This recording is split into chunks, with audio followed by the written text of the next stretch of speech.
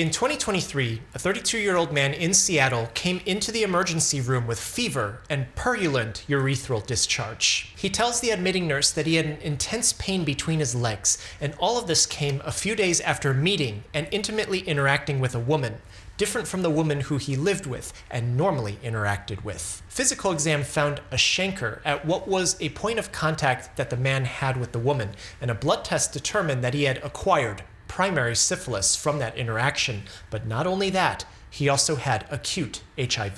An antibiotic was given. It's a single injection, big needle, right in the cheeks. A second antibiotic was given to be taken for 6 days after discharge, and they told him, "You need to come back in a couple of months to see us. We just want to make sure that the antibiotics worked."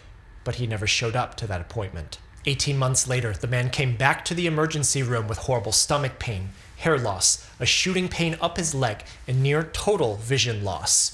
When they looked, they found that syphilis had spread to his eyes. They sent a camera down his throat to look at his stomach, and they found multiple ulcers. They took samples and found out those ulcers were caused by syphilis. They also took samples from his colon and found syphilis there too. We're able to sequence whole genomes now, and syphilis is caused by a bacteria named Treponema pallidum. We have the whole genome of specific syphilis strains. When the Treponema genome from this man's ulcers were sequenced, doctors found that there were 2 distinct strains of Treponema present, meaning that he may have been infected more than once at the same time.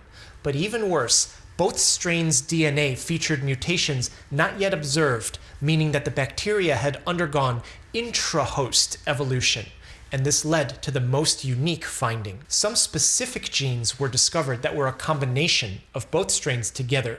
You can't get these specific genes without putting these 2 strains together, meaning that both bacterial strains had gathered together and we're creating a brand new strain of syphilis through genetic recombination. It's not to say this hasn't happened before, but it's the first time that it's been documented. We don't know yet exactly what this means for syphilis. It could make a stronger, more antibiotic-resistant version. It could make one with more severe symptoms that we've never seen before, but it could also make just an entirely different version. But infection rates have been increasing year over year for almost a generation now, and while new strains are always evolving, we've now directly observed one mechanism whereby it's changing in a way that we've never seen before.